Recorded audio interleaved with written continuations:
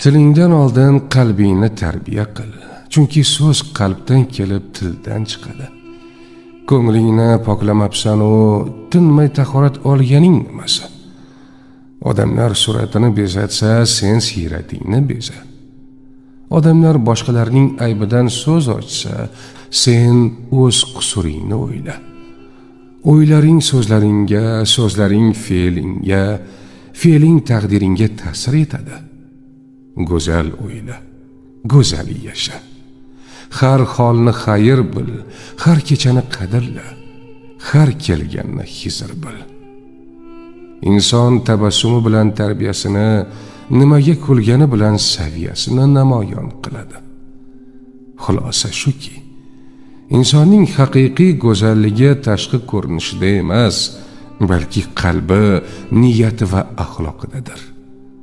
Qalb pok bo'lsa, so'z ham pok bo'ladi, amal ham go'zal bo'ladi. Jaloliddin Rumiyning ajoyib hikmati bor. Kecha aqlli edim, dunyoni o'zgartirmoqchi bo'ldim. Bugun dono bo'ldim, o'zimni o'zgartiryapman.